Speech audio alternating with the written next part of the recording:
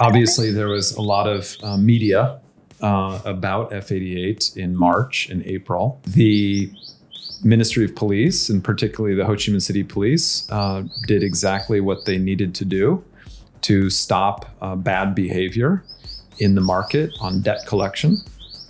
And we read about it in the press. There are and have been some debt collection agencies in the market that were not treating customers appropriately and taking very dangerous and inappropriate actions to collect debt.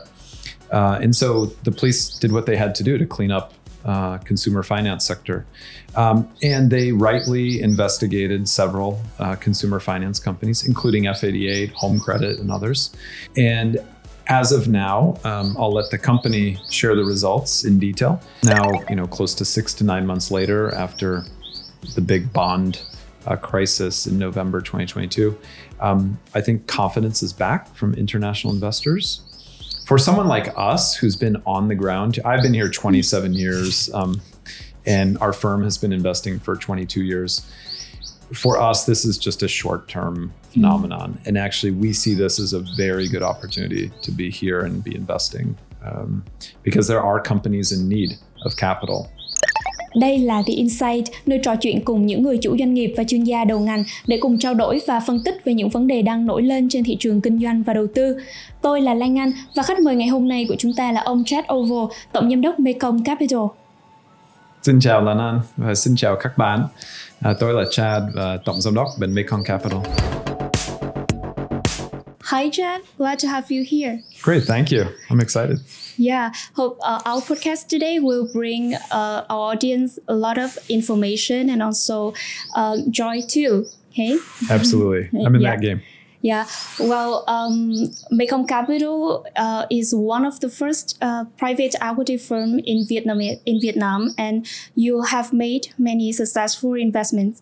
However, I suppose that many of our audience does not know much about your company, but they know much about your investees, sure, like Mobile World Group, Pizza 4Piece, yep, or currently like Marou Chocolate or Pharmacity. Sure. So yeah, and actually I can see that during a very challenging period of the whole global economy, your portfolio still witnessed growth. So what do you think are the main reasons? Well, first of all, we have selected to invest in certain industries that are not as deeply affected by macroeconomics. We invested in real estate before. So 15 years ago, we invested in 2 real estate companies. But we noticed that there are cycles in that sector, and we made a decision to no longer invest in that sector. And we prefer to invest in sectors that, where there's continuous growth year after year and are less affected by global macroeconomic issues. Another example is export manufacturing. 20 years ago in our first fund, almost every investment we made was in garment manufacturing or furniture or footwear. And we also noticed that if consumers in America or Europe are spending less on shoes and clothes, then it can really hurt our investments here. So we no longer invest in export manufacturing. But are there any criteria when you choose a business to make investment? Sure, yeah. So the first thing we look at is the founders and the people who started the company. And what is their vision for the future? Where do they want to take the company? What's their picture that they're creating for the future? And we listen. We really want to know what's the future business that they're creating.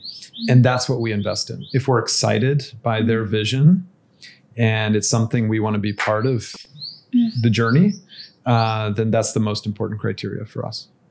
But do you need any characteristics from them, the founding team? Sure, absolutely. Ideally, they are founders who are open to partnership with new shareholders like us. And how that looks in practice is that they are founders who really want coaching.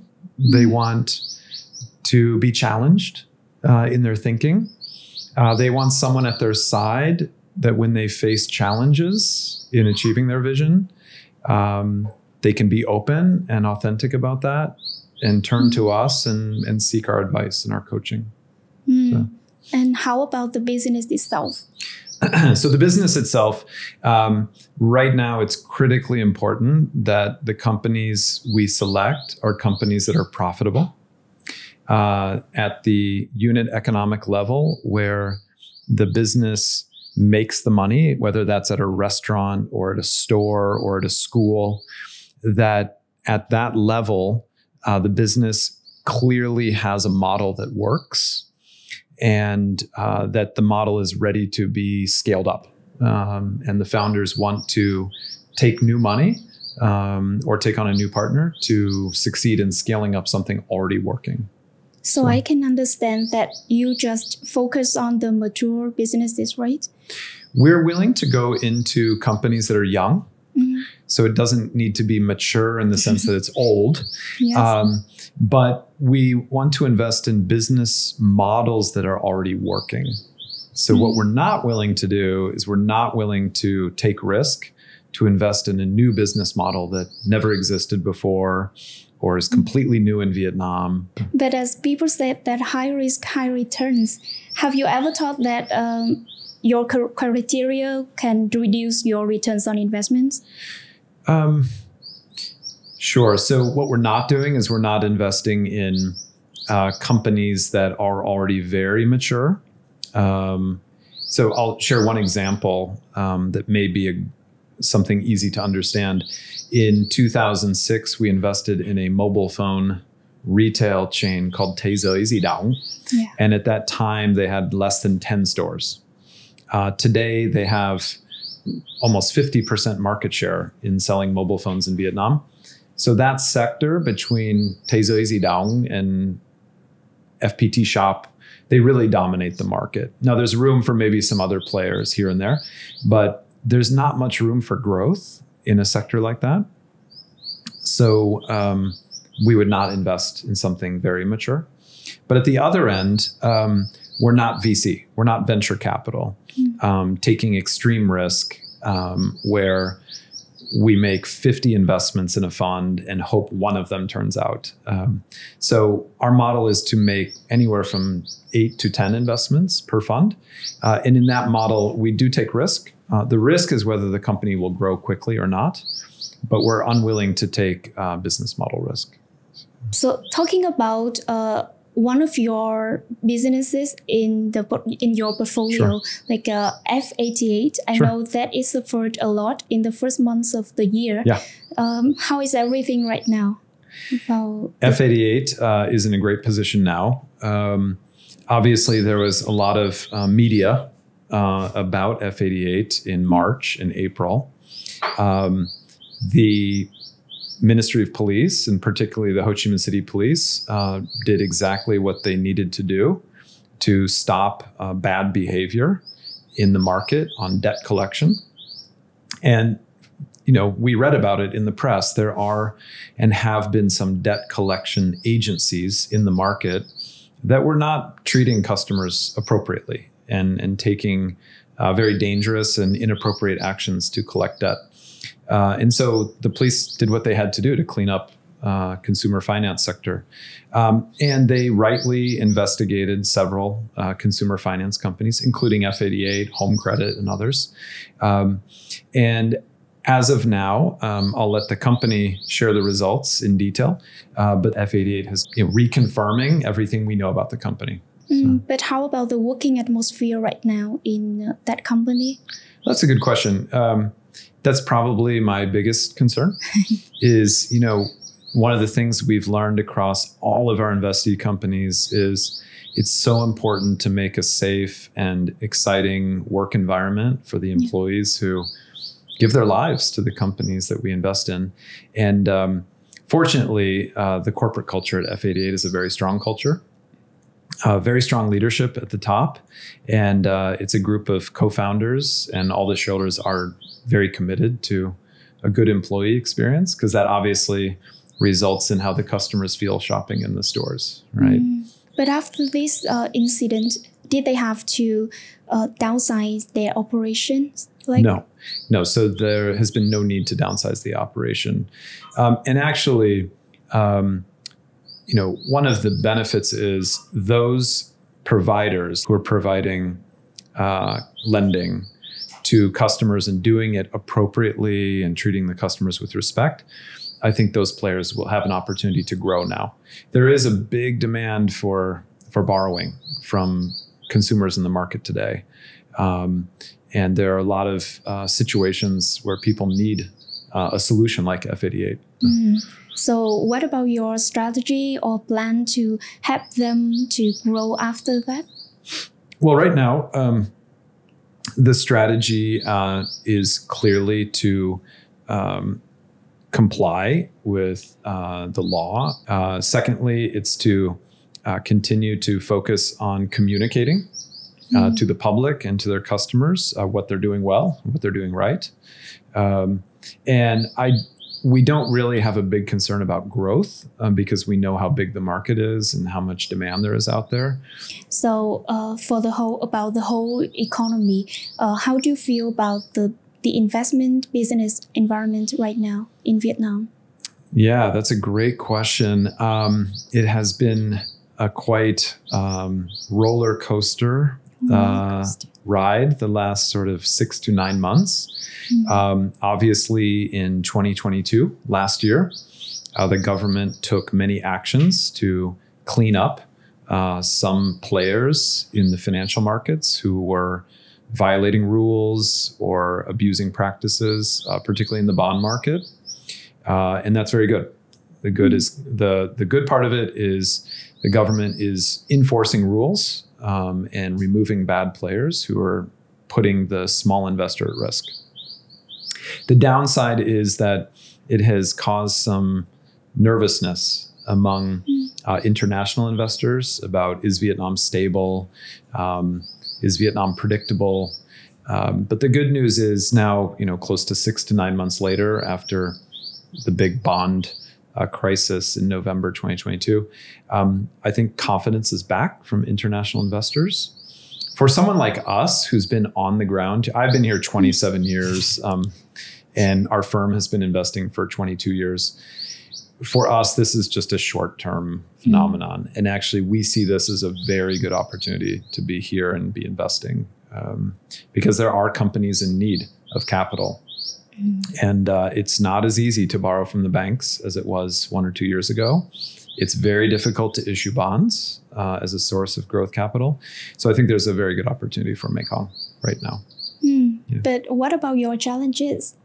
Challenges? Yeah. Well, the challenges are when we go out and meet new companies that we're interested in their business. We would like to discuss investing. One of the things we are seeing quite often is the founders have very high expectations on company valuation.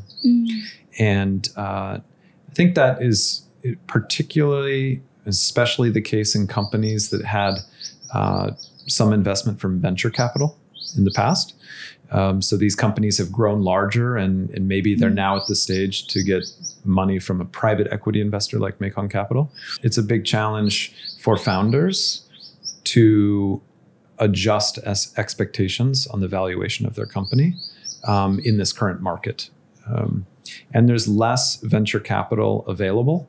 Back in 2020, 2021, there were a lot of venture capital investors putting a lot of money into Vietnamese startups.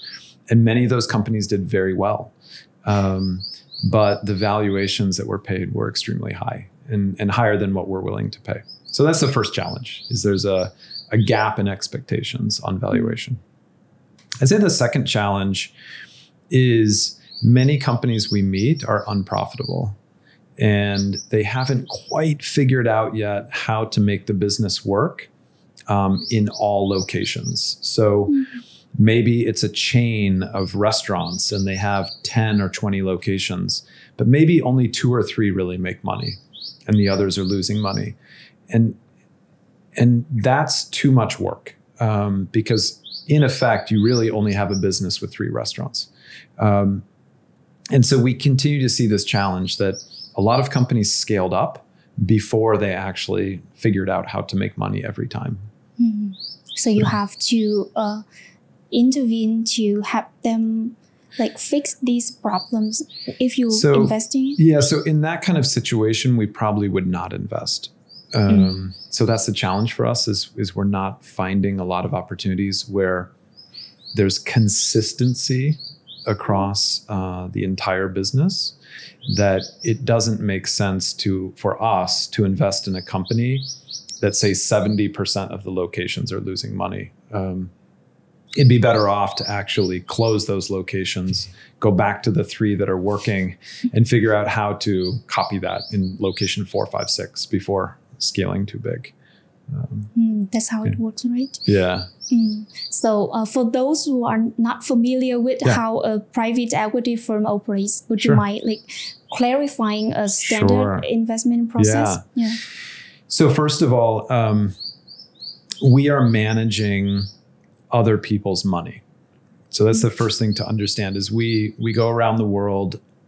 We explain what a great opportunity Vietnam is, and we attract investors from Europe, from Middle East, from Singapore, from Korea, Japan, United States. We attract them to the opportunity of Vietnam.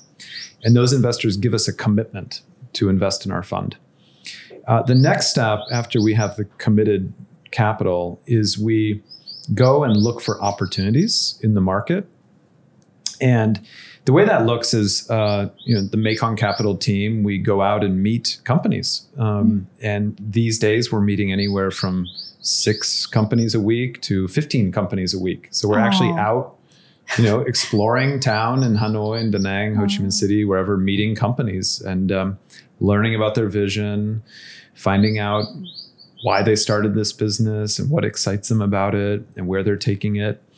And when we observe an opportunity that we think is really exciting and a fit for how we like to invest, then we open up a conversation with them about, have you ever considered having a partner like us to provide you the money? But I want to know that you are, most of the case, you will be the actively seek for them or? Yeah. Most of the case, we're actively the one to call them and say, wow, we love your products. We love your service. We'd love to meet you and hear about what you're doing with your business. So most of the cases. So is there any case that you really like them, but they do not want to accept your investments? Sure, of course. Yeah. First of all, the best businesses don't need money, right? The best companies are already profitable. They already create a lot of cash. They can easily grow themselves without any new money. But often, there are opportunities. So maybe money is not important to that company, but they want a partner like Mekong to support them on the journey.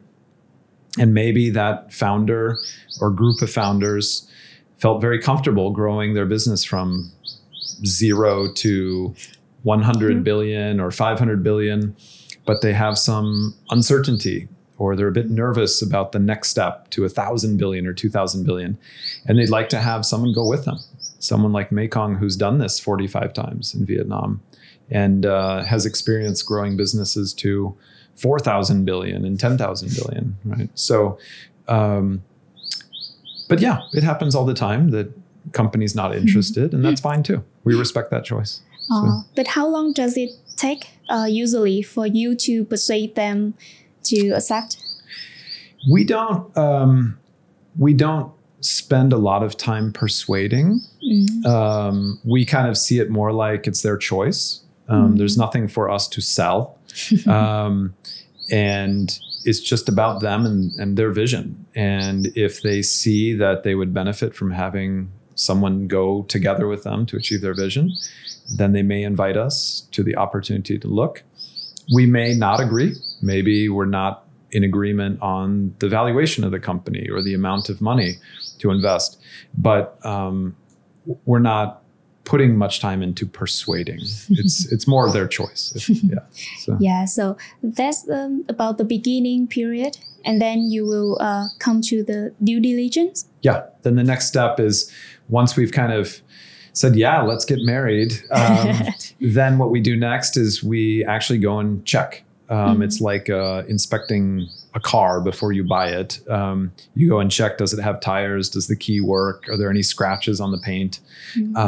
And we will do a very quick check on the business and just make sure that everything that the founders or the company told us is accurate, that they do actually have 30 stores when they said they had 30 stores. And then another part of the diligence is for ourselves to really learn the business and learn what is going to make the business successful, and really find great experts somewhere else in the world or here in Vietnam that can bring some new knowledge to the company and help them grow. So as you said, investment is not just about the finance. Yeah, you have to like support them in their business. But to what extent do you intervene in their activities? Sure. So after we invest, that's when the real work begins. I kind of think of our business, it's not like running a half marathon. What we're doing is like ultra marathon. I mean, we're partnering with companies for 7 to 10 years journey. It's not like invest and get out in 3 months, like on the stock market. So we don't think of it like intervening or interfering. We think of it in terms of what are they committed to achieve? So the company and the founders, the management team, they have a big vision for the future. And when they face challenges to achieve that vision, they will call out for support. And that support can come in many forms. If they need technical advice, we'll help them find an expert who really knows the industry. Or if they need coaching, we have many people here at Mekong Capital who have coaching skill in different areas of business, whether it's leadership or management team, or how to develop and roll out KPIs to really use that as a powerful force inside the company, or core values and culture. However, I can see in the market, like there are some founders, they are afraid of the situation that maybe you will take place of them on running the company. Sure. And what do you think about that? Well, I think it's simple. If you're wearing the hat of a shareholder and you are committed to the vision achieved, we should all be committed to having the right management team in place to achieve the vision. The vision comes before anything else. And, maybe it's a company with 4 or 5 co-founders. And if one of them was a great chief accountant for the first 2 or 3 years of the business, but maybe the business got big and maybe that's not the right person to be the chief accountant for the future, we should all agree to go find the best possible chief accountant that will help the company achieve the vision. And that's us wearing shareholder hat, and founders are also wearing shareholder hat. And if vision really is the most important thing, it's an easy decision for all of us, including the founders. But if it's about something else, if it's about keeping my job or keeping my % ownership, or, I care about this employee because, I don't know, they're a family member or I promised them something. If that's more important than the vision, then it's going to be tough. Then we may not be a match for each other. Because at Mekong, it's just all about, let's all work together to do whatever we have to do to achieve the vision of the company. But during your over 20 years of operation, do you have to face many cases like that when you have problems with the founders? We've had some, yeah, of course. Sometimes the founders or someone in the management team makes it all about something else. They make it about pride, or they make it about their public reputation is more important than the vision being achieved, or they make it about I'm right and you're wrong, and that's fine. That happens a lot in life, in friendships and in business. But for us, we just always try and be disciplined. It's about the business achieving the results. And if you are an athlete and you set a goal, I want to win the Olympics, I want to get a gold medal, then you're going to find a coach that's going to be tough on you and coach you to do what you need to do to win the gold medal. You don't want an easy coach. And that's kind of who we are. We're finding founders who want to win the gold medal in the Olympics. And they're willing to sign up with a coach who's going to be direct and tough. But it's always to win the gold medal. It's nothing else, right? So yeah, and when will the coach leave? Because in business, people still have always that higher ambition. That's a great question. Yeah. That's the one part of the private equity business model that I wish I could change. And one part we don't like is we do actually have to return the money to our investors in kind of a 10 to 12 year period. And so, unfortunately, we do have to exit. And that's the end of the story, is when we exit, but it's not the end of the relationship. And so in many cases, companies that we were an investor, we were a shareholder for many years, we still have great relationship with those companies. And we still support each other with networking, with ideas. It's an unfortunate part of our business model. We do have to return the money to our investors. But do you have any challenges when divesting? Not really. Divesting, in our experience, is quite straightforward, quite easy. The great thing about Vietnam is there's many options here. And Vietnam continues to be a very attractive country for investment. So, and we have a really good stock market here. The stock market functions well. There are times where it's difficult to get process and approvals from State Securities Commission. Like the last couple of years, they've been a bit slow. But normally, it's very easy to list a company in Vietnam. So IPO is an easy exit route for us. Another option is maybe the founders would like to retire, or they want to get out of the business and hand over to someone else. In those cases, we can sell with the founders, maybe to a bigger Vietnamese player, or to a foreign player. And then obviously there's another route for us, which is we sell to another fund. Maybe that's a regional fund or a Vietnamese fund. But generally, exits are quite easy. So. Yeah. So out of all of these investments that you have made, which one brings you the highest returns? I think we've been quite public about that, and we've disclosed it. But in our 23-year history, the one that has brought the highest returns was our investment in Thế Giới Di Động. It was a very, very successful investment for us. Great group of co-founders, amazing corporate culture. It was a company that really built a culture of promoting people from within, giving employees a lot of authority, trusting in their employees, and really focusing around customer and putting customer first. And it was a great success story. And we learned a lot from the Mobile World founders. We learned a lot from them what works. And we're sharing those stories with a lot of our other companies so that they can learn from that model as well. So until now, do you find out the next Thế Giới Di Động? Well, yes. Fortunately, we took the risk to invest in F88 when they were very small. Less than 10 locations, very similar when we invested in Thế Giới Di Động, less than 10 locations. And they've executed very well. And it's, again, a great group of co-founders that care about their customers, care about their employees. And it's very much on track to be our next big success story. So how about the whole, in other sectors that you already make investment, like retail or biotechnology? How do you feel about their potential in the future?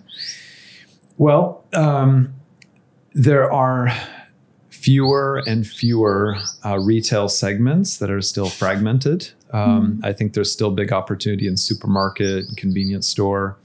But most big retail sectors are already have a lot of modern trade retail players like mobile phones. I mean, mobile phones and electronics is a sector that is now basically dominated by modern trade retail. But the one that we're really excited about now is biotech. And something that happened in China about 10 to 15 years ago is many Chinese that studied in the US or Europe doing PhDs, they came back to China and they developed really world-class products, bioproducts, pharmaceutical products. They developed them in China where the cost was lower and the speed is faster. And we're starting to see the same thing in Vietnam. So we've actually made 2 investments in the last couple of years in exactly the same kind of situation. One is LiveSpo. They make a consumer health product called probiotics. Founder went to Japan, did his PhD in Japan, came back to Vietnam to use Vietnam as his sandbox to develop and grow his product.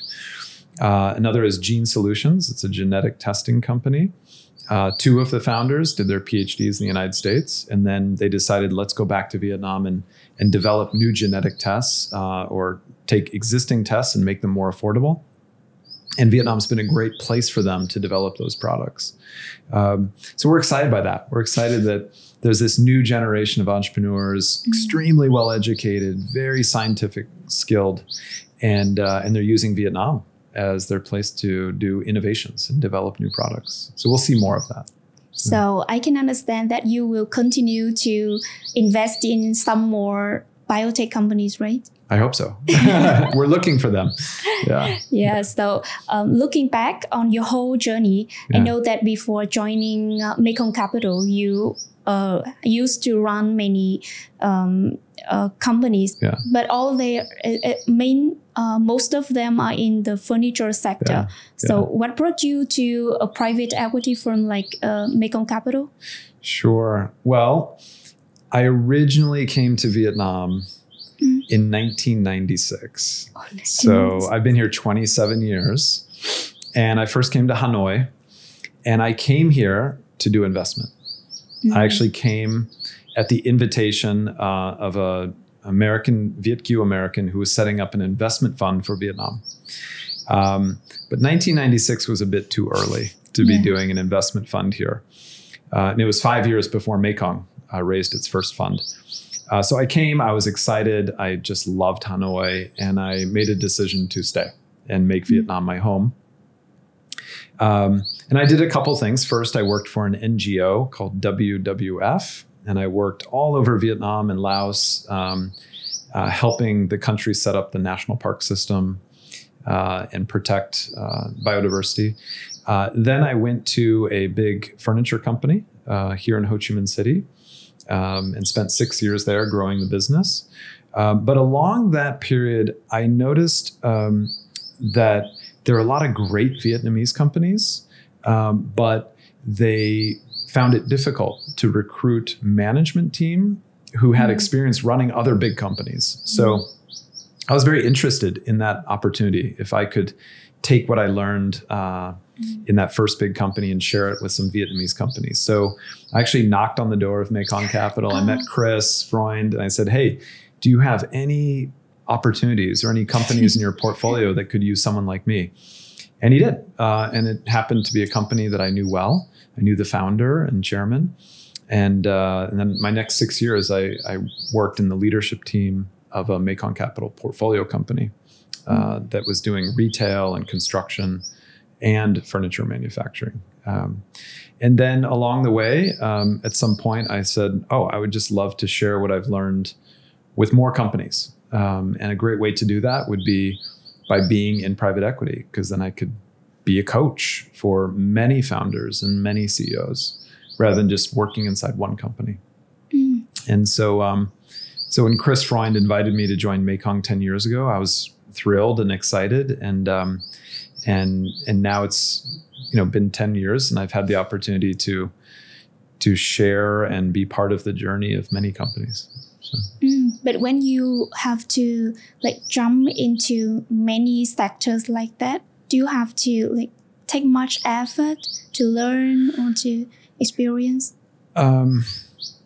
Actually, you'd be surprised, but they almost all have the same challenge. And so Mekong doesn't need to really be specialized in restaurants or in retail or in education. Of course, it's important we understand what drives the success, but the big challenges are the same across every company. It's how do I get my management team to be leaders? It's how do I recruit the right people? It's how do I motivate my team and get them excited to be with me on the journey to achieve the vision? It's how do I build a culture that leaves the customers happy? So it tends to be exactly the same challenges. It doesn't matter which sector we invest in. So it's more about the human resources and the corporate culture. Yeah, we find it's really about people and leadership and getting that right. Companies here can basically take market share and be the number one player very easily. But that's the challenge. The challenge is getting the people element right. But you solved it already successfully. So I hope that with your very strong team and your eagerness to share your the values with your investees, you will make some more successful investments in the future. Thank you so much for your time today. I'd love to contribute, and I hope that your listeners found this valuable. Thank you so much.